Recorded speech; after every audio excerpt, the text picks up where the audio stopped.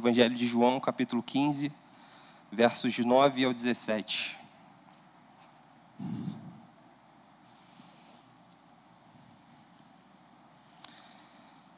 Como o Pai me amou, também eu amei vocês. Permaneçam no meu amor. Se vocês guardarem os meus mandamentos, permanecerão no meu amor, assim como também eu tenho guardado os mandamentos de meu Pai, e no seu amor permaneço. Tenho-lhes dito essas coisas para que a minha alegria esteja em vocês, e a alegria de vocês seja completa. O meu mandamento é este, que vocês amem uns aos outros, assim como eu os amei. Ninguém tem amor maior do que este, de alguém dar a própria vida pelos seus amigos. Vocês são meus amigos, se fazem o que lhes ordeno.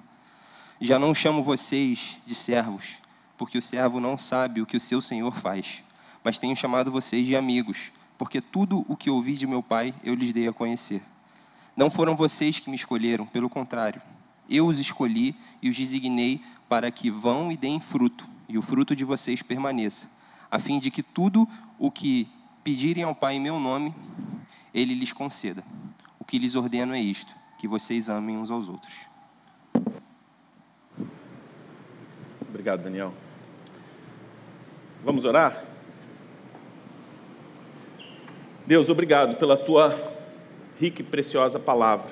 Obrigado pelo privilégio de poder ser alimentado por ela. Que o Senhor abra nossos corações e mente para que possamos receber aquilo que o Senhor quer falar conosco nessa noite, no nome de Jesus. Amém. Você pode se assentar?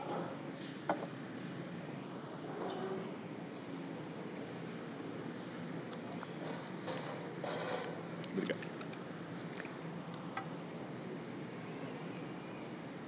Queria dar boas-vindas a você que está nos visitando, dizer que é uma alegria ter você aqui conosco, cultuando ao Senhor na Igreja do Redentor, dizer do nosso contentamento, da nossa satisfação em receber cada um de vocês nessa noite aqui em nossa igreja. Se você está aqui pela primeira vez, nós temos um presente para você.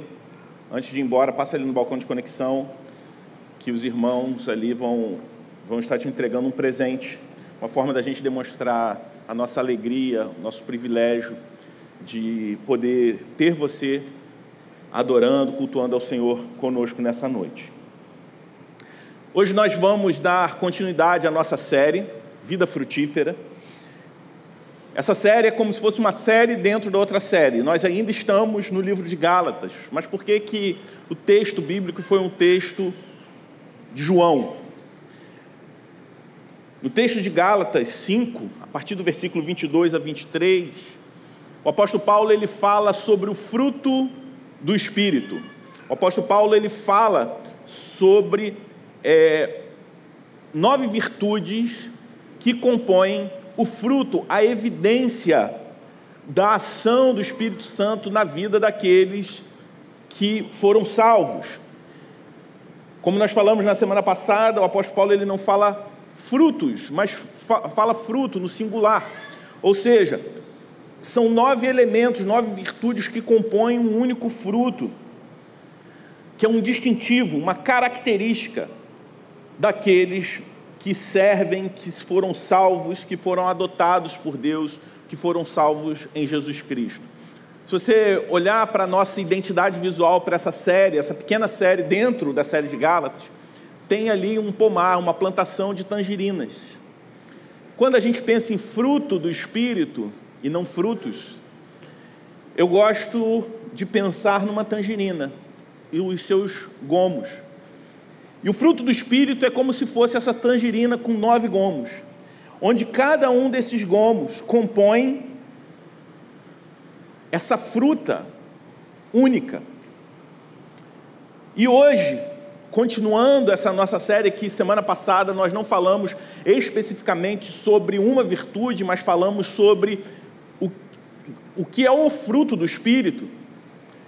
Hoje nós vamos falar sobre a primeira virtude do fruto do Espírito, que é o amor. E nesse trecho que nós lemos, que o Daniel leu para a gente, Jesus está preparando os discípulos para a sua partida. É aquele momento onde Jesus já começa a se despedir. a dar instruções finais para aqueles que viveriam em missão, que trabalhariam com a proclamação do Evangelho e que dariam prosseguimento à sua missão, no qual hoje nós fazemos parte. Se um dia fomos alcançados, foi a partir desse movimento da Igreja de Cristo, iniciado nessa época. E nesse momento que Jesus começa a se preparar, a preparar os discípulos para a sua partida, ele enfatiza a importância da conexão vital, não só daqueles homens, mas de todos nós, discípulos de Jesus, com ele. Nesse texto de João 15, ele vai falar sobre a ilustração da videira, que ele é a videira verdadeira e nós somos os ramos, e precisamos estar conectados constantemente para permanecermos vivos. Se você se lembrar, na semana passada eu usei a ilustração da vida do crente muito mais parecida com um equipamento elétrico conectado na tomada do que um automóvel que abastece e anda de forma autônoma com aquele combustível. Olhando para a perspectiva de Jesus, falando ali para os discípulos, nós como ramos na videira, somos como essa TV, que para funcionar ela precisa estar constantemente conectada à sua fonte de energia, na sua fonte de vida. Assim somos nós com Jesus. E o fruto do qual Jesus fala é essencialmente parte do fruto do Espírito que Paulo descreve lá em Gálatas 5, de 22 a 23, quando o apóstolo Paulo começa com o amor. E o amor não é só a primeira virtude, mas o fio condutor para todas as outras 8 virtudes que nós vemos o apóstolo Paulo ensinar. O amor, como o primeiro aspecto do fruto do Espírito, é ele que deve moldar nossa vida, é ele que deve conduzir a nossa vida a uma verdadeira alegria, como o próprio Senhor Jesus fala. E hoje, o que eu gostaria de fazer aqui com vocês é refletir como esse amor se manifesta, a partir de 3 pontos principais. O primeiro, quando nós olhamos para o texto, é o chamado de Jesus para uma vida frutífera. Depois, o amor a Deus como um imperativo essencial e o amor ao próximo como uma expressão indispensável à nossa fé, também como um imperativo. O meu desejo é que o Espírito Santo de Deus ele nos conduza, enquanto nós examinamos a palavra de Deus, a partir daquilo que Jesus Cristo falou ali em João 15, e que eu e você saiamos daqui desafiados a viver de acordo com essa verdade. E o primeiro aspecto, como eu disse, é o chamado de Jesus para uma vida frutífera. Quando o apóstolo Paulo fala sobre o fruto do Espírito, ele não está falando sobre algo a partir dele mesmo, mas ele está falando a partir do que Jesus falou. E nesse primeiro ponto, eu gostaria de olhar para você nos primeiros versículos, de 9 a 11, os 3 primeiros versículos, quando Jesus diz a respeito da vida frutífera, desse imperativo, do chamado dele para frutificarmos. Quando ele diz, como o Pai me amou, eu também amei vocês. Permaneçam no meu amor. Se vocês guardarem os meus mandamentos, permanecerão no meu amor, assim como também eu tenho guardado os mandamentos do meu Pai, e no seu amor eu permaneço. Tenho-lhes dito essas coisas, para que a minha alegria esteja com vocês, e a minha alegria seja completa. O Senhor Jesus, ele nos chama para uma vida frutífera. O Senhor Jesus, ele nos chama para permanecer no seu amor, assim como ele permanece no amor do Pai. Permanecer em Jesus é a chave para uma vida frutífera. Como nós falamos, o fruto do Espírito é algo que exige de nós alguma responsabilidade de busca Porém, não é algo a partir das nossas habilidades, do nosso caráter, da nossa força. É algo que vem a partir de uma nova identidade em Cristo. Todas essas virtudes podem, em algum grau, serem praticadas por pessoas que não estão conectadas à videira. Então Jesus, ele não está aqui preocupado simplesmente no que se faz. Porque se você, por acaso, não está conectado na videira, mas de alguma forma consegue, a partir de algum esforço pessoal, expressar algumas dessas virtudes, nada disso impressiona o Senhor. Nada disso tem valor espiritual, uma vez que as obras que glorificam a Deus, que agradam a Deus, devem ser as obras movidas a partir da liderança do Espírito Santo de Deus em nós, como evidência de algo que ocorreu dentro de nós. É sobre isso que Jesus Cristo está falando, é sobre isso que Paulo fala aos Gálatas, sobre essas virtudes, não como mérito para sermos identificados como boas pessoas, como cidadãos de bens, mas a partir disso, evidenciar algo que aconteceu dentro de nós, o novo nascimento em Cristo Jesus. Se não houver novo nascimento, todas essas obras não passam de trapo de imundície, como a própria palavra do Senhor diz. Então a verdadeira alegria, o verdadeiro contentamento, vem a partir da permanência em Cristo, da obediência a Deus, como o próprio Senhor Jesus Cristo fala. O amor de Cristo é a fonte da nossa alegria. E essa alegria, ela só é completa quando nós vivemos guiados pela palavra de Deus, dirigidos pela palavra de Deus, com o auxílio, com a operação do Espírito Santo de Deus em nós.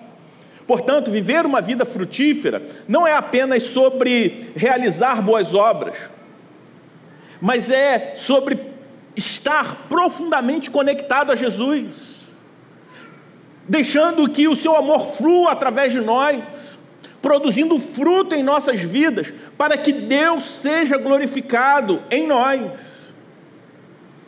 Por isso, para a gente aplicar isso na nossa vida, nós precisamos constantemente fazer uma autoavaliação.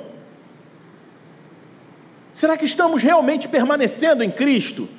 Estamos nos alimentando dele? Estamos buscando nossa alegria em Cristo? A nossa alegria fundamental, primária, em Cristo?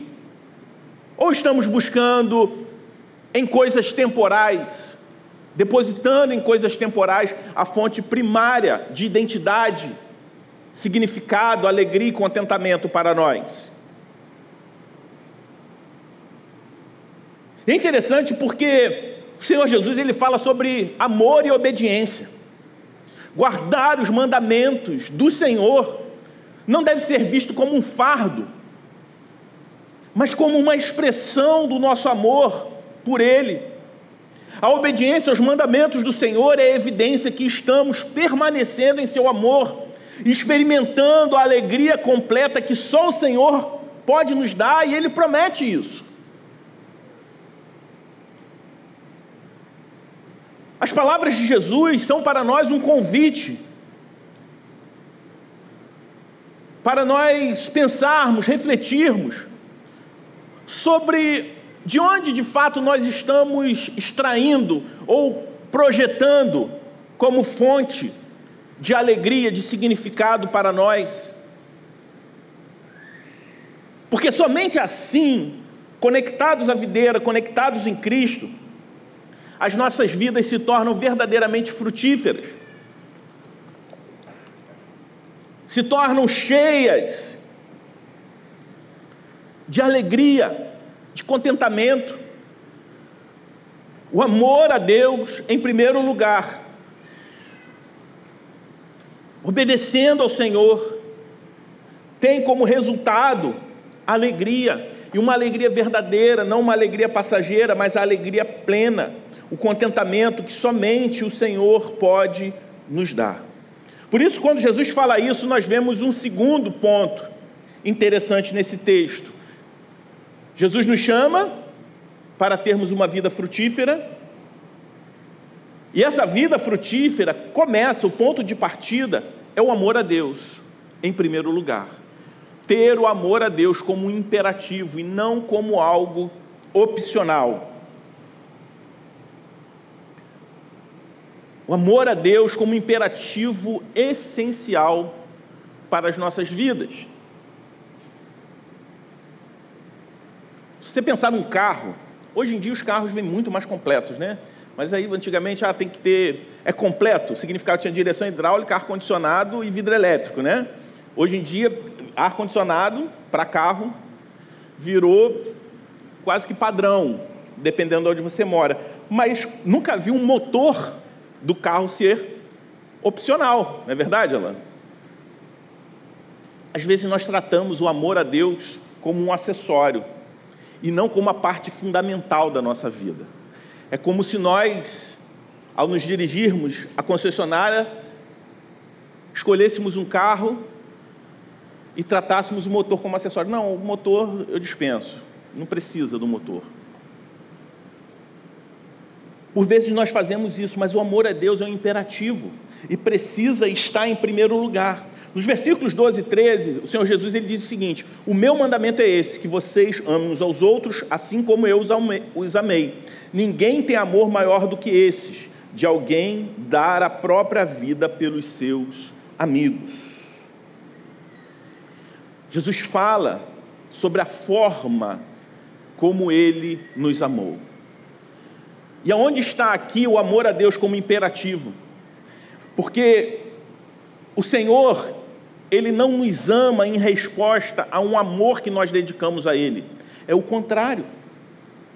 Porque Deus nos amou, dando a vida por nós, a única atitude aceitável que nós podemos devotar a Ele é o amor a Ele em primeiro lugar.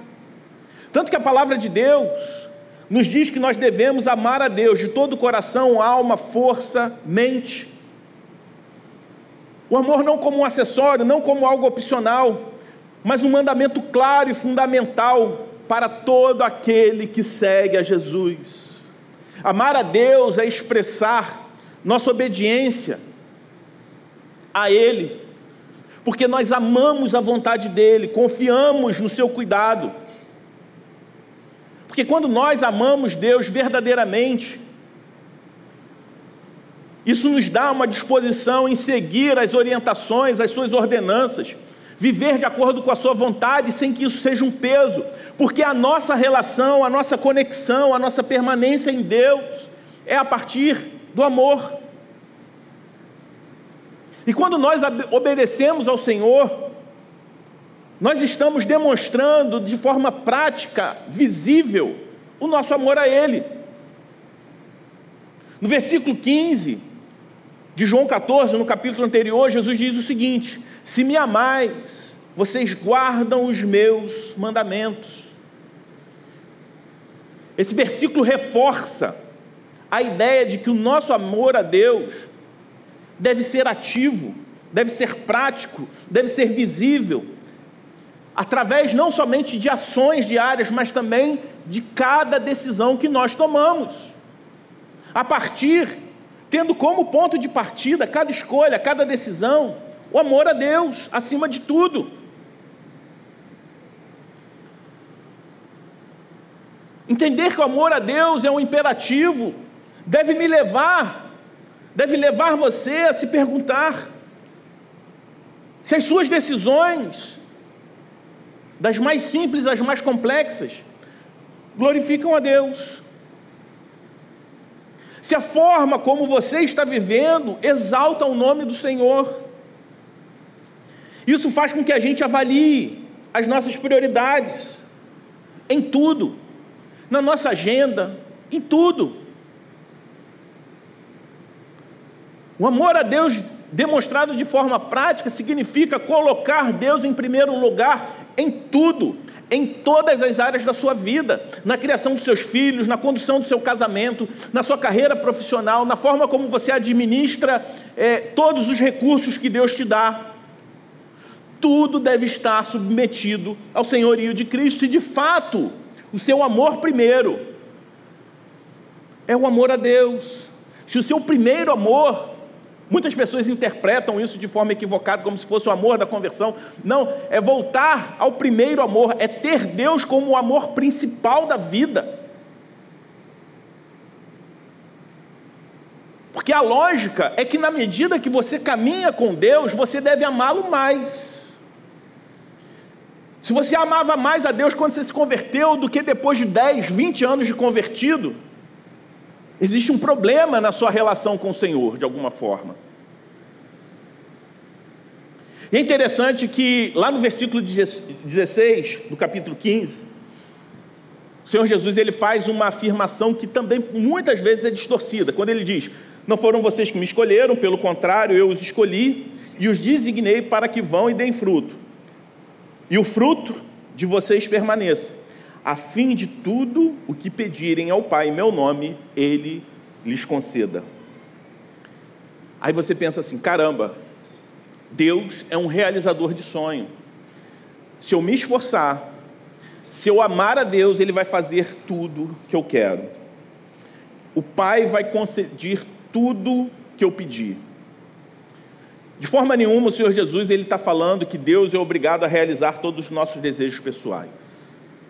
O que Deus está falando é que quando nós amamos, o que Jesus está falando é que quando nós amamos a Deus acima de todas as coisas, amamos a Ele em primeiro lugar, e vivemos esse relacionamento profundo com Ele, o Senhor ele muda as nossas prioridades, Ele muda as nossas afeições, Ele muda os nossos amores, a ordem dos nossos amores. Pedir em nome de Jesus e ter esses desejos de alguma forma realizados, não é porque Deus está se dobrando aos nossos desejos, mas os nossos desejos estão se convertendo ao senhorio de Deus. Os nossos desejos passam a estar alinhados com a vontade de Deus. Eu passo a amar aquilo que Deus ama. Eu passo a desejar aquilo que Deus deseja. Eu passo a querer me envolver com aquilo que Deus está fazendo no mundo. Eu passo a viver em missão. Quando amamos a Deus verdadeiramente, não só as nossas ações, não só as nossas decisões, mas os nossos pedidos também expressam os nossos desejos, expressam a vontade de Deus de alguma forma. Esses desejos refletem de alguma forma o coração de Deus e os seus propósitos. No livro de Tiago, capítulo 4, versículo 3, diz o seguinte: pedem e não recebem, porque pedem mal, para que esbanjem em seus prazeres. A Bíblia ela não se contradiz. Jesus não está falando que Deus vai se dobrar às nossas vontades, mas que as nossas vontades vão se curvar a Ele. Porque quando nós pedimos mal, Ele não vai fazer. Assim como um pai não atende os desejos do seu filho ainda criança, quando são pedidos inconsequentes, impossíveis, destrutivos. Às vezes nós até pedimos coisas que aparentemente são boas, e Deus ele sabe, não só se aquilo é o melhor para nós, mas quando é melhor para nós. Às vezes pedimos coisas boas, e não recebemos porque pedimos coisas boas pelos motivos errados. O Senhor ele não está olhando apenas para aquilo que é exterior, mas Ele conhece as nossas motivações, Ele conhece o nosso coração. O amor a Deus precisa alinhar nossos pedidos ao desejo de glorificar a Deus e amar o próximo. O amor a Deus nos chama a uma vida de obediência, uma vida de prioridade ao seu reino, de buscar primeiro o reino de Deus e a sua justiça, entendendo que todas as outras demais coisas serão acrescentadas, como a própria palavra do Senhor nos ensina. Então, amar a Deus de todo o coração, em primeiro lugar, não significa ter todos os nossos desejos carnais realizados, pelo contrário, isso implica sacrificar muitos desses desejos, muitos desses planos, de forma que isso não vai ser um peso. Porque essa mudança de rota envolve também uma mudança de coração. Quando colocamos Deus em primeiro lugar, Ele transforma as nossas afeições, Ele transforma os nossos desejos, alinhando com tudo aquilo que é eterno, com tudo aquilo que é significativo. Amar a Deus de todo o coração nos leva a buscar a glória de Deus em todas as áreas da nossa vida, em tudo aquilo que fazemos, confiando que o Senhor, Ele está no controle. E a vontade dEle é sempre melhor.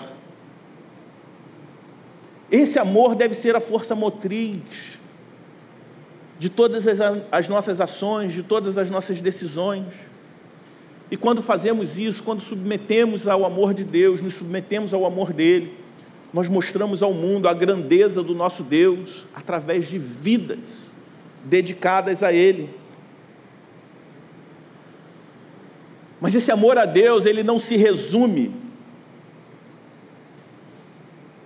a isso, a uma vida de devoção e um impacto individual, mas ele transborda.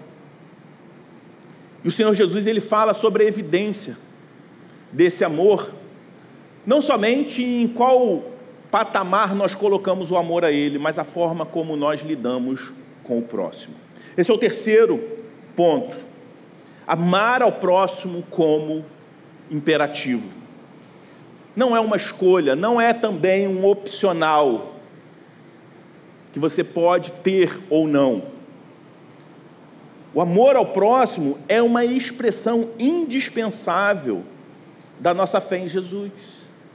No versículo 17, ali do capítulo 15, que nós lemos, o Senhor Jesus fala: o que eu lhes ordeno é isso, que vocês amem uns aos outros. O Senhor Jesus também fala que, através do nosso amor uns aos outros, a forma que nós nos relacionamos como igreja, vai fazer com que o mundo reconheça que nós somos discípulos dele. O Senhor Jesus, ele nos chama a amar o nosso próximo como a nós mesmos. Isso não tem nenhum momento Jesus está falando que você tem que se amar primeiro para depois se amar o outro. O amor a si mesmo já é algo natural nosso. Nosso problema não é a nossa falta de amor próprio, é o nosso excesso de amor próprio. É amar o outro como nós gostaríamos de ser amado. É de se doar. Porque se o Senhor Jesus tivesse desenvolvido amor próprio suficiente para tentar amar o outro, ele não teria ido para a cruz. E mais, o Senhor Jesus, lá em Mateus 5:4, ele diz que nós devemos amar não somente aqueles que nos amam. O Senhor Jesus, ele vai dizer que, inclusive, amar quem te ama nem precisa ser discípulo dele para isso, até os pagãos fazem. Mas vocês que me amam e que são meus discípulos precisam amar aqueles que te perseguem, amar os seus inimigos, e não só amar, ore por eles. Mateus 5:44 diz: eu, porém, lhes digo, amem os seus inimigos e orem pelos que perseguem vocês. Jesus, ele não está nos chamando ao amor natural.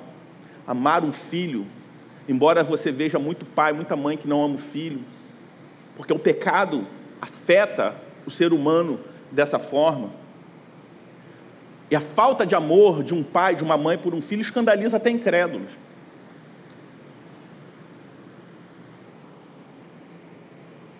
Jesus nos convida a um amor sobrenatural, um amor que desafia a natureza humana.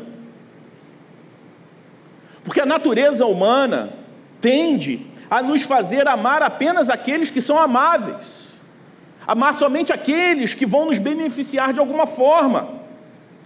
Mas Jesus fala: não, isso daí qualquer um faz. O amor distintivo, como fruto do Espírito ao próximo, é amar o inimigo. Jesus nos ensina que amar quem nos ama é fácil. O verdadeiro desafio é amar aqueles que não nos amam, que nos ofenderam, que nos perseguem. Aí você fala: poxa, mas Deus está pedindo demais. Mas quando ele fala o seguinte: amem amem uns aos outros como eu os amei, como Deus nos amou. A palavra de Deus diz, quando nós ainda éramos seus inimigos, Ele demonstrou o seu amor por nós. E não foi simplesmente fazendo um pequeno ato de bondade, mas sacrificando Jesus Cristo na cruz por nós. O amor como fruto do Espírito é entender que o amor de Cristo nos capacita a amar até quem nos odeia. Porque Ele nos amou primeiro quando nós éramos seu inimigo.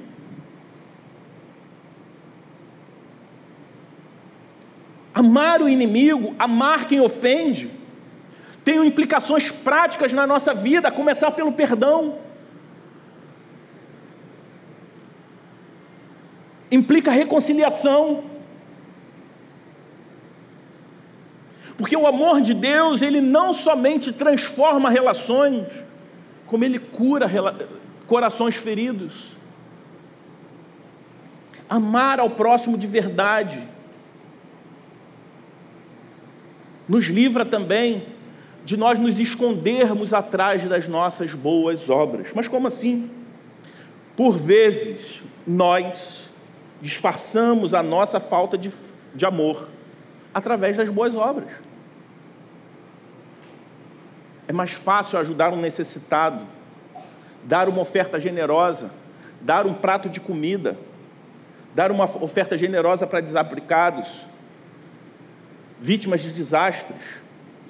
É mais fácil fazer até mesmo uma viagem missionária do que amar um irmão em Cristo que você convive. É mais fácil. Quantas vezes nós resistimos a demonstrar amor prático a um irmão, seja dando algo material, seja perdoando, ou seja simplesmente tratando com gentileza, com empatia. O amor de Deus nos livra da hipocrisia de nos escondermos atrás das nossas boas obras e nos convida, através da vida comunitária, a amar o outro de verdade. E amar a igreja de Cristo, a nossa comunidade de fé, e não parte dela que nos agrada. A igreja de Cristo é o meio primário que Deus nos deu para desenvolver o amor de verdade. Porque o Senhor, Ele não se impressiona com grandes gestos, grandes atos de caridade. O que Ele espera de nós é que estejamos engajados com essas coisas sim, mas que antes disso, a gente ame quem Ele ama, sobretudo aqueles que convivem conosco, na nossa família de fé. Porque ninguém leva para casa um mendigo depois de dar um prato de comida para ele, porque se levasse, o amor ia acabar rapidinho.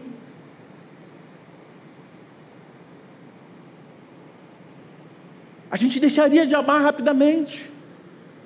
É muito mais fácil gestos de caridade do que conviver e amar de verdade uns aos outros, primeiramente dentro da igreja. Eu não estou falando que o Senhor também não nos chama a essas outras ações, chama. Mas que tudo isso não passa de hipocrisia quando a gente não desenvolve no amor um ao outro, no serviço prático, no amor, na demonstração do amor, de forma radical e de forma simples. Tratando com simpatia, com gentileza, estar atento às necessidades, estar sensível à necessidade do outro. Quantas vezes nós temos muita liberalidade para ajudar pessoas que estão sofrendo do outro lado do mundo, mas fazemos juízo de valor quando precisamos fazer uma ajuda, uma oferta a um irmão em Cristo. O amor, ele precisa ser prático. Por isso eu te convido a identificar alguém na tua vida que você precisa perdoar, ou alguém que você não necessariamente precisa perdoar, mas precisa ativamente amá-lo. Pode ser um colega de trabalho que é difícil, um vizinho problemático, um membro da sua família com quem você teve desavença no passado. Faça um compromisso de oração por essas pessoas. Busque maneiras práticas de demonstrar amor a elas, seja através de um ato de bondade, de uma palavra de encorajamento, ou até mesmo um gesto de reconciliação, se isso for necessário. Amar ao próximo, especialmente aqueles que em algum momento te fizeram mal, é um reflexo do amor sacrificial de Jesus por nós. Como nós falamos, Ele deu sua vida por nós quando nós ainda éramos seus inimigos, Romanos 5,8.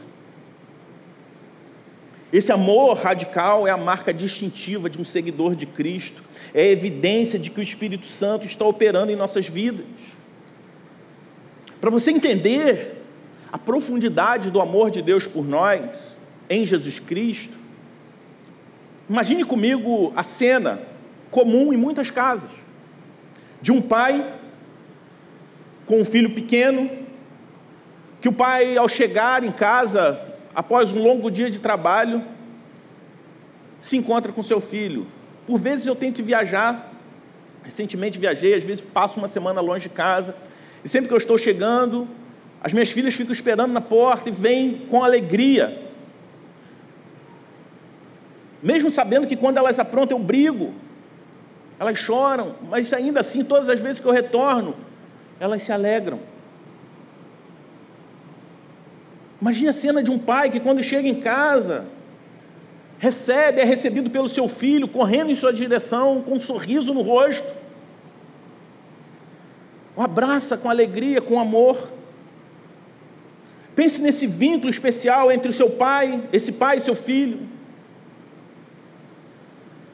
O amor do pai pelo filho não depende do comportamento perfeito do filho. Ele não ama seu filho apenas quando ele é obediente, apenas quando ele faz tudo certo. Quando não faz, o disciplina em amor. O pai ama seu filho simplesmente porque ele é seu filho. E é um amor incondicional, um amor sacrificial. Talvez essa seja a sua experiência com o seu pai. Uma relação de amor. E se é essa experiência, daí você precisa entender que Deus, como seu pai, é um pai muito melhor do que o seu pai terreno. Multiplique esse amor de forma infinita e retire todos os defeitos que seu pai tem. Talvez você comece a compreender o amor de Deus por você. Talvez seu caso seja o contrário. Você tem uma péssima experiência com seu pai terreno, a ponto disso ter gerado em você uma visão negativa sobre paternidade. Mas quando nós olhamos para Deus e o que Ele fez por nós em Jesus Cristo, e o que Ele continua agindo e trabalhando por nós, Ele redime esse seu problema, essa sua experiência negativa. Porque o Pai eterno é um modelo completamente inverso e completamente perfeito do que você tem de experiência com paternidade. Quando o filho experimenta esse amor, ele naturalmente deseja honrar e obedecer o seu pai. Ele procura viver uma vida de forma que não ofenda um pai tão amoroso. Ele busca viver uma vida que busca agradá-lo em suas ações e decisões. Além disso, o filho entende que o seu pai também se alegra quando os filhos, seus filhos, amam seus irmãos. Você que é pai, você que é mãe, como você se sente quando seus filhos brigam? Talvez você já tenha brigado com seu irmão, talvez você tenha uma relação complicada com seu irmão. Como os seus pais se sentiram em relação a esse conflito? Deus, como nosso Pai, Ele também espera que nós vivamos em amor. Porque quando nós amamos uns aos outros, nós estamos reconhecendo que todos nós somos igualmente amados pelo Pai. Esse é o fundamento. do amor ao próximo. Essa relação pai e filho de forma harmônica, amorosa, ela deve ilustrar e nos fazer entender o profundo amor de Deus por nós em Jesus Cristo. Deus nos ama com um amor perfeito, com um amor incondicional. Ele nos chama a permanecer nesse amor, viver nele diariamente, deixando que esse amor transforme as nossas vidas e nos leve a amar os outros da mesma maneira. Assim como o filho que deseja honrar e obedecer o seu pai amoroso, nós também devemos nos esforçar para honrar e obedecer a Deus. Devemos nos preocupar em não ofender a Deus, vivendo de forma que o glorifique. Assim como o pai deseja que seus filhos se amem, Deus deseja que nós amemos uns aos outros, reconhecendo que todos nós fomos salvos pelo seu amor. Por isso eu gostaria de concluir dizendo que à medida que nós caminhamos no texto de João 15, 9 e 17, nós vemos Jesus nos ensinando sobre a importância de permanecermos nele, para que as nossas vidas sejam verdadeiramente frutíferas. E essa frutificação é manifestada principalmente através do amor, que é o fio condutor para todas as outras virtudes. Como nós vimos, uma vida frutífera é um chamado de Deus para nós. Jesus nos chama para uma vida frutífera, permanecendo no seu amor, obedecendo os seus mandamentos.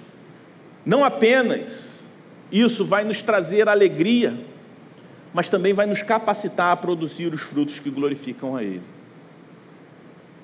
Vimos também que nas palavras de Jesus, o amor a Deus como imperativo e em primeiro lugar, nós podemos expressar esse amor de forma prática, obedecendo a Ele, vivendo conforme a sua vontade. E essa obediência deve ser vista em todas as áreas da nossa vida, e não simplesmente em departamentos específicos em nós que são submetidos a eles e outros não. Colocar a Deus em primeiro lugar significa alinhar nossos desejos, as nossas afeições, buscando sempre viver para a glória dEle. Por último, nós exploramos o amor ao próximo como um imperativo essencial, como uma evidência do amor a Deus em primeiro lugar. Amar os outros, especialmente aqueles que não são amáveis ou aqueles que nos perseguem, é uma demonstração poderosa do amor de Cristo em nós. Esse amor não é opcional, mas um mandamento que deve ser vivido de forma prática, de forma sacrificial. Eu gostaria de encerrar esse sermão desafiando cada um aqui a buscar uma vida que glorifique a Deus. Antes de tudo, permanecendo em Jesus diariamente, amar a Deus acima de tudo e expressar esse amor ao próximo de forma prática, visível. Que cada um aqui saia desafiado a examinar suas vidas. E onde nós precisamos colocar esses princípios em ação. Quem você precisa perdoar? Como você pode amar alguém que é difícil de ser amado? Que o nosso desejo e a nossa oração seja para que o Espírito Santo nos capacite a viver de acordo com a vontade do Senhor. Amém? Que nós saiamos daqui comprometidos e engajados a amar a Deus acima de tudo e demonstrar essa realidade através de um amor prático que glorifica a Deus em todas as nossas relações, sobretudo com os nossos irmãos em Cristo e também para com aqueles que nos perseguem, nos odeiam e nos caluniam. Vamos orar? Senhor, nós te agradecemos pelo teu amor incondicional, pelo exemplo perfeito que nos deste em Jesus.